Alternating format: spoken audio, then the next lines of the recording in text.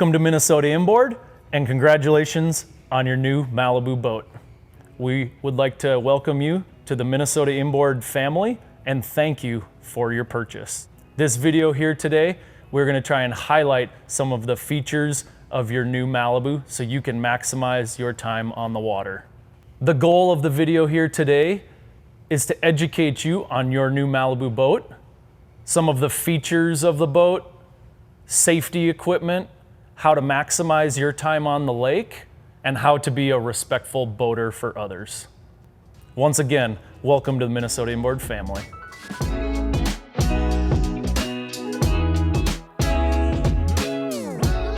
To start, we want to focus on some of the main things that you should be aware of on your boat before you go to the lake. We're talking about making sure your batteries are charged. Do you have enough fuel for the day? Is your sea strainer clean? Those would be the most important items to be aware of before you go to the lake.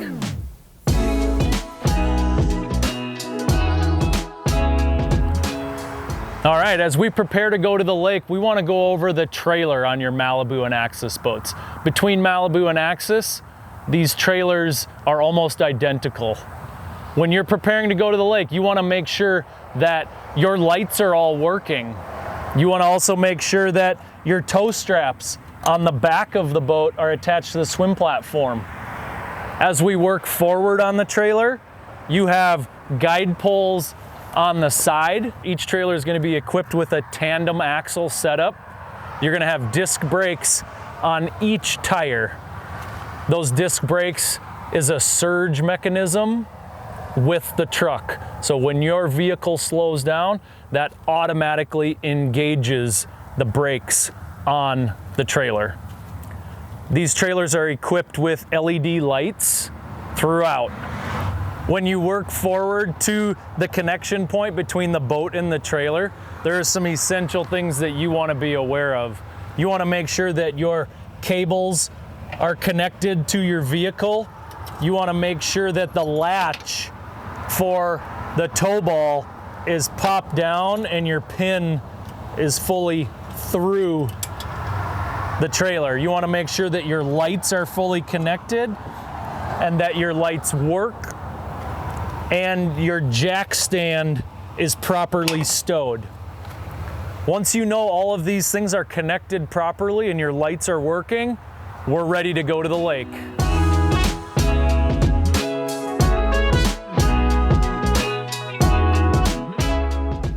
All right, we've made it to the lake. We are backing our boat into the water. Some things that we need to be aware of is putting in your rear drain plug. Right at the back of the boat, in the center, is where the rear drain plug goes. Want to tighten that a little bit past hand tight. We also want to take off our rear transom straps that are connected to the underside of the swim platform. There's two of them, one on each side. When we've put in the drain plugs, taken off our straps, we're ready to go launch the boat. When we do launch the boat, the ideal depth for your trailer is right at the kink in the side guide pole, right at about the bend in the guide pole and at the bottom of your pad. That is the proper depth for your trailer when you are launching your boat and loading it back on. This should be the same for both Malibu and Axis.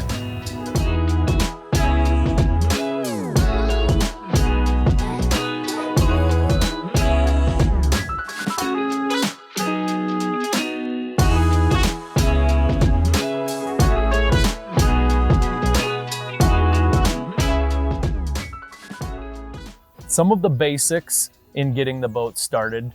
We want to turn the battery switch on to both batteries. That will allow you to select the power button, which will start the screens. You'll hear the blower turn on automatically. That will run for 3 minutes and automatically shut off. When we hit the start button, we're going to have an engine start code that pops up.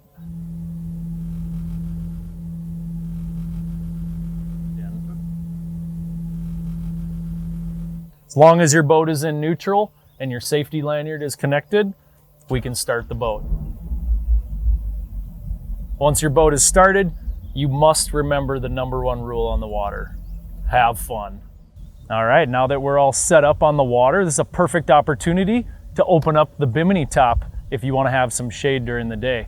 If you're fair-skinned like myself, you're going to need it for a full day on the water.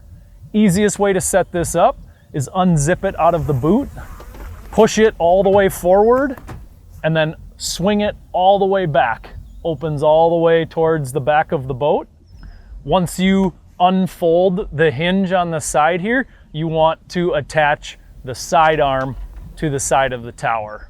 With that in place, your bimini is set to go.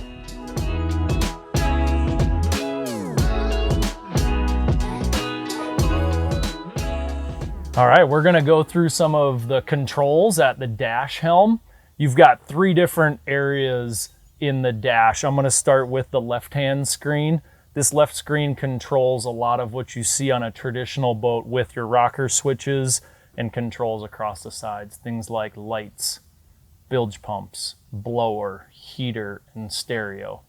If you look at the screen a little bit closer, I've got a controls tab along the top that I can select my heater or a bilge pump or a blower to turn on. Next to it, I've got my lighting. Control my lights for navigation and anchor lights, my interior mood lights. If the boat has docking lights or swim lights, they would be controlled on this screen as well. Next to that is my stereo, allowing me to control the stereo connecting to your phone with the Bluetooth controls. It defaults into the Bluetooth settings. I can hit this pair button.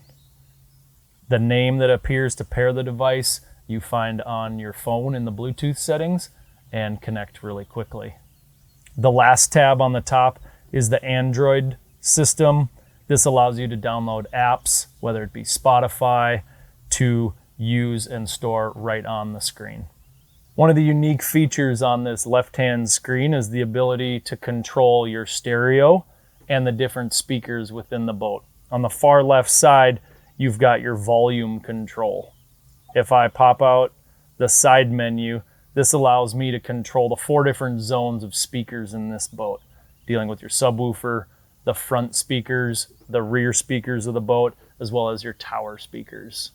A nice easy way to be a respectful boater is your tower speakers here. When you're out early in the morning or out at night, turn those down. Being a respectful boater will help us all in having fun on the water. In the main center screen, this is going to give you your controls for your gauges and ballast settings on the boat. If you start with the very basics, I'm going to go from the top left across the top. This is going to give you some of the most important information in your boat, starting from the depth. To operate this boat, you need at least 2 to 3 feet of water. Next to that, we're going to get our oil pressure, our engine temperature, and our battery volts. Engine temperature is a very important thing on these boats. Typical Malibu and Axis boats, you want to see the engine temperature about 165 to 170 degrees. As we scroll across the top of the screen, it's going to give you our air and water temperature, as well as the direction that we're moving.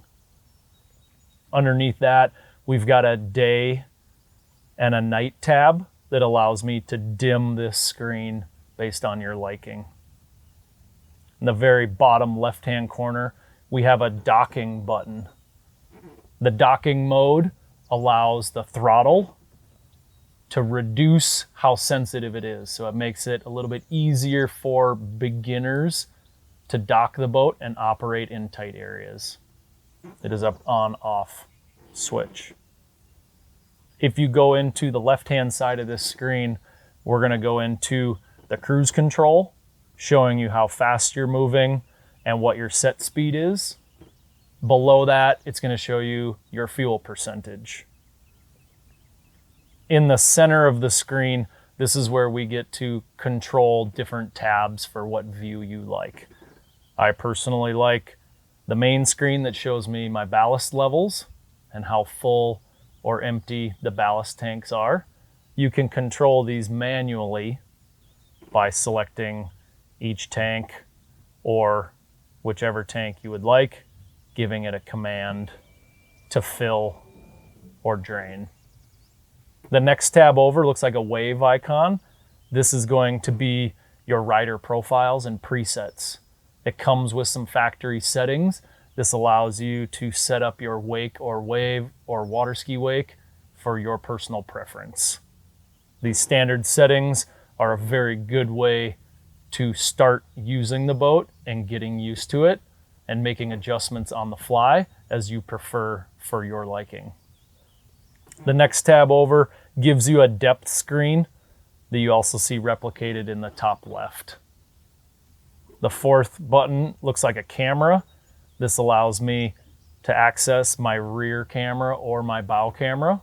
I also like to use this screen a lot when I'm pulling a surfer because I can see the surfer in that rear camera. The last tab allows me to see a little bit of an analog gauge that also shows me how many hours are on the boat, as well as my engine temperature, my oil pressure, and my battery volts. On the far right-hand side of the screen, these are going to be more of my surf controls for surf left or surf right, as well as my power wedge settings. These can be adjusted based on the rider. On the top, you've got surf right or surf left, and your wedge controls 1 through 6. In the wedge settings, the higher the number, the steeper the wave.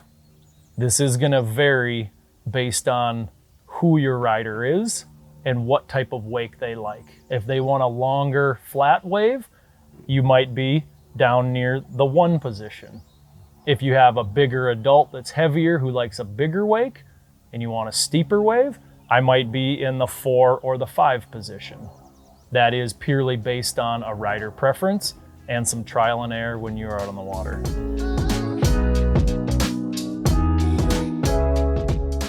On the right-hand side of the dash, you have Malibu's Sport Dash controls. This can be everything from a wireless phone charger on the right-hand side to the main rotary knob, which is my volume control.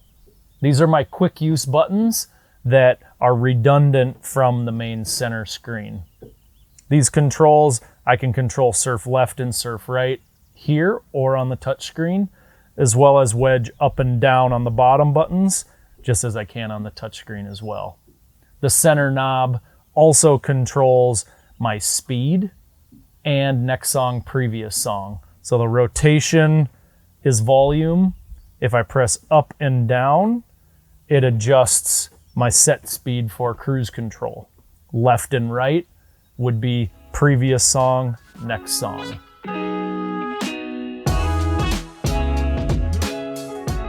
All right, while we're driving our surfer, dialing in your wave, you can adjust the wedge and your speed controls to cater to your specific rider. Putting your wedge to a higher number towards 4 or 5 to make that wake steeper, or speeding them up to help with making the wake longer. You can go from surf right to surf left if the rider wants to transfer from one side to the other. An important thing, when your rider falls, you want to turn opposite the side that they were surfing on. So if you're surfing on the right side of the boat, when your rider falls, you want to slow down and spin the boat to the left. Another thing that I'm very aware of every time we're pulling some water sporters, while you're filling that ballast, get yourself in a position in the lake to be conscientious of who else is around. Are you in the middle of the lake? Are there other boaters in front of you? When we're going out to surf or water ski or wakeboard, we want to be respectful of others on the lake to make sure that we are helping everyone enjoy the lake experience. All right, when you guys are done doing your water sports, whether you're going across the lake or you're going back to the dock or your trailer, you've got this go home button at the top left of your screen. When you press go home, this drains your ballast, turns your cruise control off, brings your wedge back to the stow position, and centers your surf gate. You can be moving while this is happening, and work your way back towards the dock or your next position.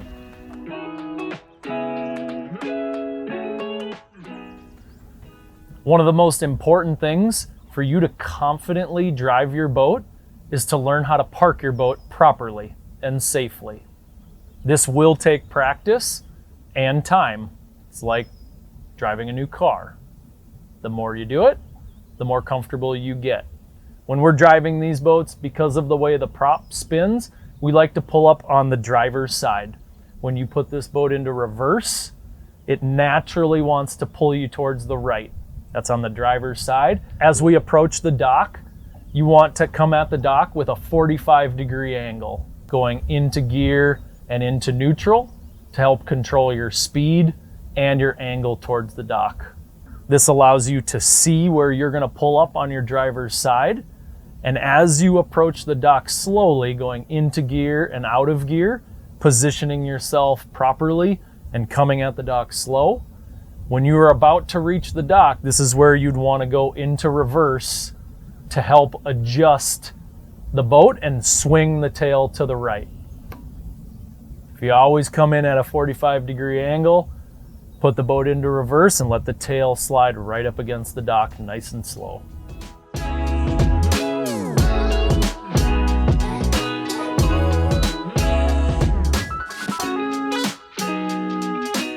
As we prepare to end our day on the lake and we're going to load the boat on the trailer, there are some easy steps to make sure that you are prepared. You want your ballast drained, cruise control off, wedge in the stow position, and your surf gates centered.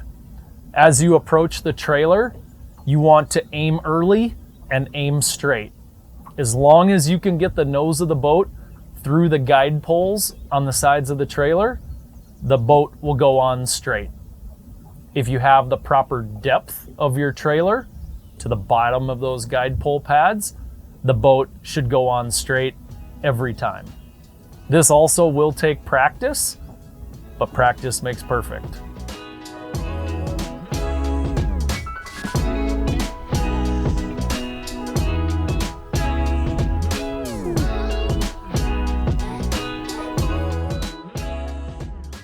All right, we've successfully completed our boating for the day. We just took the boat out of the water. Things that we need to be aware of now. We want to make sure that our ballast is 100% drained. When you're at that steep angle on the launch, you want to make sure all the water is out of your ballast tanks. When we get the boat out here, we want to put our transom straps back on, connecting to the trailer, and we want to pull the drain plug out. The last item is we're going to do a walk around of the trailer and pull off all of the weeds that may be hanging from the trailer.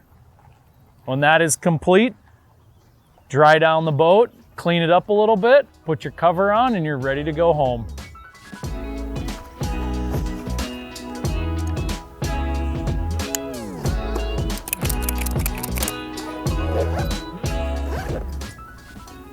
All right, guys, that wraps up our orientation on the new Malibu boat.